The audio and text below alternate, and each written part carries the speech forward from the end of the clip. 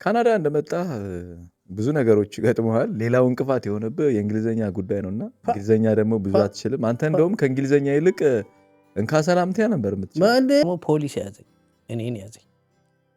ፖሊስ ይዞኝ ምን እያደረክ ነው? መታወቂያ አንጣ አለ። መታወቂያ ሰጠው።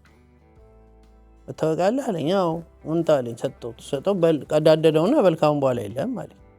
ዳውን ሰጠው አይደለም ደስ ነው ማንደክ ያላ አለኝ።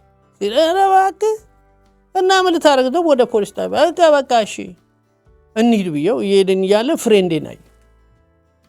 ባዚ ነው ያው ይሄ ፍሬንዴ ነውና እንያዘው አልኩት። ፖሊስ ጓደኛ ነው እንያዘው።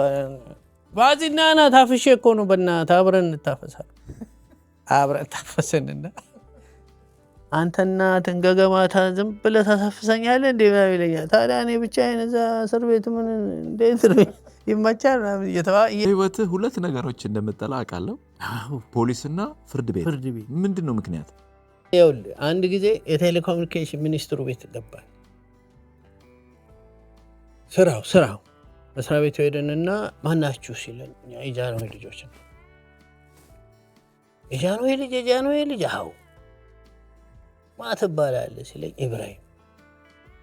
ኢብራሂም አብደላ ሰውየው እስላም እንትን ነው፣ የመስጊድ ኃላፊም ነው፣ ቴሌኮሙኒኬሽን ሚኒስተርም ነው፣ የመስጊድም ኃላፊ።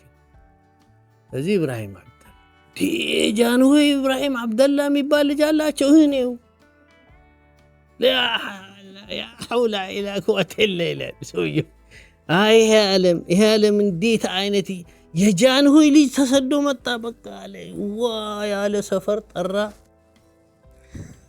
ተዘጋጁ አለ። ጃንሆይ ልጅ ይዤ እመጣለሁ አለ። ሄድን ከፍሬንዶች ጋር ሆነን ሄድን። ያልበላ ነው ምግብ የለም። እንዲህ ረብጣ ብራ መጣና በሉ አባታችሁ ቢሆን ቢሰማ ያዝናል ሞቷል